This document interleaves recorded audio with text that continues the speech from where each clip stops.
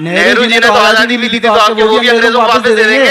अरे बाप रे, ये तो धोती खोल रहा है। वो भी आपने कॉन्ट्रैक्ट पर ली है, पूरी लड़के नहीं है। ये फंस गया सीएम, इसे पार्टी की मीटिंग समझ के फंस गया। दोस्तों, वीडियो में आगे आप देखने वाले हैं कि भाजपा की एक अंधभक्त प्रवक्ता की जबरदस्त धुलाई। भाजपा की ये अंधभक्त कहती है कि 15 अगस्त 1947 को जो हमें आज़ादी मिली थी वो पूरी आज़ादी नहीं थी, बल्कि वो 99 साल की जो है लीज पर थी। जिस प्रकार इसके पूर्वज अंग्रेज़ों की दलाली किया करते थे, इन्हें ये बात हजम ही नहीं हो रही थी कि भारत पूरी तरीके से जो है आज़ाद है। वीडियो को जो है दोस्तों आप अंत तक देखिए और इस पर अपनी राय जरूर दीजिए। पिक्चर चालू करो बे। ये भी है कि जब कांग्रेस की सरकार थी तब भी वो चाहते थे कि एयर इंडिया का डिसइन्वेस्टमेंट हो जाए। आपके टाइम पे नहीं हो पाया, बीजेपी अपनी पीठ थपथपारी हमने कर दिया। देखिए, दो तरीके हम लोग चाहते थे, तो वो भी करना चाहते थे अपना जीएसटी लागू, लेकिन आप समझिए एक चाकू होता है, उससे जो डॉक्टर होता है वो किसी का इलाज कर देता है, उससे दूसरा आदमी होता है किसी की हत्या कर देता है। अच्छा, हमको सिखा तो बीजेपी जो है वो हत्या करने का काम कर रही है। बताइए रुचि जी।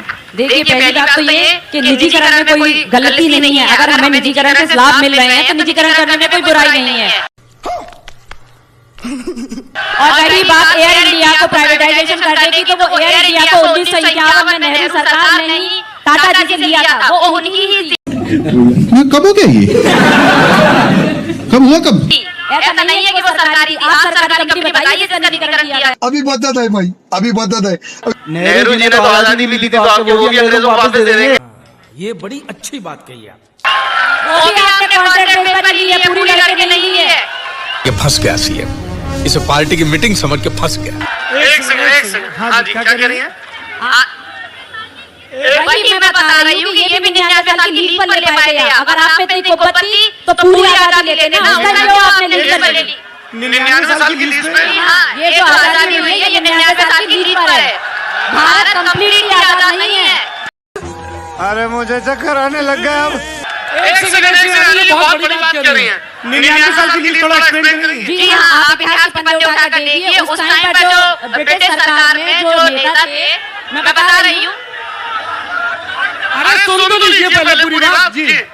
जब स्वतंत्रता की बात चली और स्वतंत्रता आंदोलन चल रहे थे, तो आदरणीय नेहरू जी और महात्मा गांधी जब आगे थे तो सरकार वो देना नहीं चाह रहा था ब्रिटिश क्राउन, और उन्हीं की शपथ ली गई थी, क्योंकि उस टाइम पे इलेक्शन नहीं हुए थे। नेहरू गांधी ने किसकी शपथ ली थी? ब्रिटिश क्राउन की शपथ ली थी, ना कि भारत के संविधान की शपथ ली गई थी। ये मुख्य प्रधानमंत्री पहले बने थे, 1951 चुनाव हुए, उसके बाद फिर पार्टी बनी, तब जाके अपना संविधान लागू हुआ था। और ये उस टाइम पे सभी आपको भी पता होगा कि प्रधानमंत्री जब शपथ लेता है तो वो भारतीय संविधान की शपथ लेता है। मैं बता रही हूँ, ये ब्रिटिश क्राउन ने भारत को 99 साल की लीज पर दिया हुआ है। कंप्लीटली आजाद नहीं है भारत, और ये भी कांग्रेस वालों की ही देन है जो है। एक सेकंड। मैं इसके तथ्य प्रस्तुत कर सकती हूँ आपको। अरे पूछने तो दो भैया। एक सेकंड। रुचि पाठक, भारतीय जनता युवा मोर्चा की प्रवक्ता, ललन टॉप अड्डे के मंच पर ये कह रही हैं कि हमें बरतानिया हुकूमत से, ब्रिटिश क्राउन से 15 अगस्त 1947 को जो आजादी मिली है वो 99 साल की लीज पर है। कहाँ लिखा है ये? मैं आपको प्रस्तुत, आप मुझे समय दीजिए, मैं आपको साक्ष्य प्रस्तुत कर दूंगी। क्योंकि ये अगर इतनी बड़ी बात है तो आज तक किसी प्रधानमंत्री ने इसका जिक्र नहीं किया, ना भाजपा के, ना कांग्रेस के, ना दूसरे दलों के।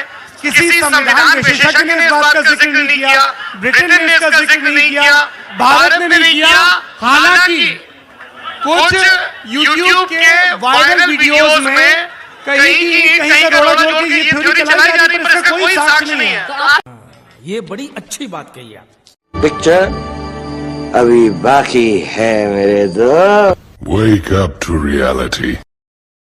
विगत दिनों झांसी में 24 अक्टूबर को ललन टॉप के द्वारा एक शो किया गया। ललन टॉप को शायद आप लोग जानते होंगे, यूट्यूब पर चैनल है, न्यूज का बड़ा नाम है।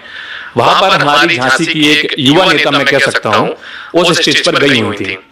उनका एक वीडियो बहुत तेजी से वायरल हुआ। हालांकि वो झांसी से हैं और मैं भी झांसी से बिलोंग करता हूं, तो मेरा फर्ज बनता है कि जो टाइम उनको उस वक्त नहीं दिया गया अपनी बात को एक्सप्लेन करने का, तो मैं अपनी वीडियो के माध्यम से उनको वो टाइम दूं और उनकी उस बात को फिर से एक बार आपके लोगों के सामने रखूं कि वो जो बात उन्होंने कही थी वो बात क्या थी, वो ही वह बताएंगी और वो बात उन्होंने क्यों कही थी, किस इंफॉर्मेशन किस सोर्स से कही थी, वो खुद ही इस बात को स्पष्ट करेंगी। नमस्कार, मेरा नाम रुचि पाठक है। सबसे पहले मैं स्पष्ट करना चाहती हूँ कि मैं भारतीय जनता पार्टी की कोई प्रवक्ता नहीं हूँ।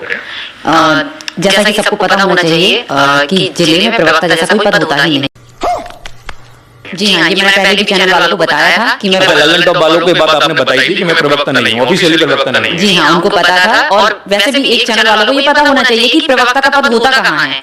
जिले में प्रवक्ता जैसा कोई पद होता ही नहीं है, चाहे वो युवा मोर्चा हो, चाहे भारतीय जनता पार्टी की मेन स्ट्रीम हो।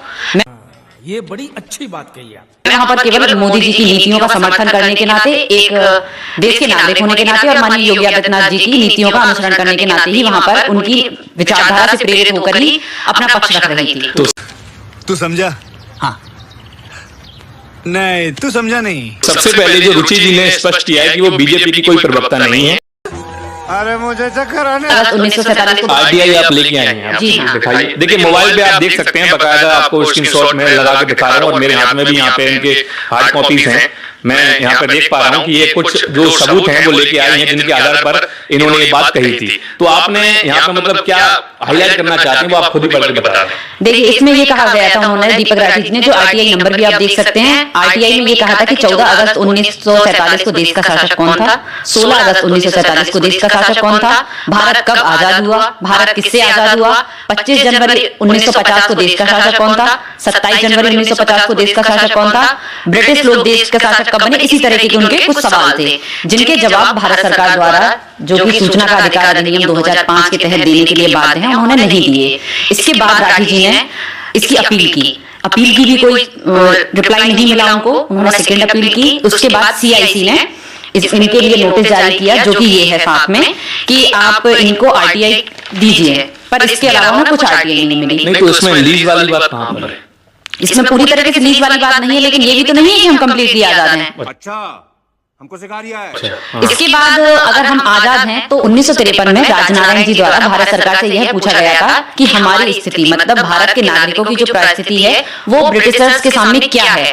तो भारत सरकार ने राजपत्र पर लिख के ये दिया कि आज भी उनके कानूनों के लिए हमारी स्थिति, जो लीगल वैल्यू है, वो हम उनके ही प्रतिनिधित्व, उनके ही लोग हैं। इस तरीके से ये जो राजपत्र, इस बात को मैं समझ नहीं पाया कि उनके ही लोग हैं, उनके ही हम जो कॉन्स्टिट्यूशन जिसको हम बोलते हैं, या फिर जिनके ही रूल्स हैं, उनके ही सारी चीजें आप उनको बता रहे हैं। अच्छा, मतलब उनके ही लॉ से हमारा जो भारतीय नागरिक होंगे वो गवर्न करेंगे, आप ये कह सकते हैं। एक्चुअली इसमें स्पष्ट लिखा हुआ है कि जो ब्रिटिशर्स के नेशनलिटी एक्ट ऑफ 1948 है, तो a citizen of India is also a British subject. अच्छा, आज citizen of India also a British subject for the purpose of British law. ये स्पष्ट उन्होंने लिख दिया है कि a citizen of India is also a British subject for the purpose of British law. कुल मिलाकर ये बात जो आपने कही लीज वाली, वो आपने सोर्स ऑफ इंफॉर्मेशन आपका दिखा दिया आपने। जी हाँ। अब मुझे आप ये बताइए, आपका फाइनल कंक्लूजन इसके बारे में क्या कहता है?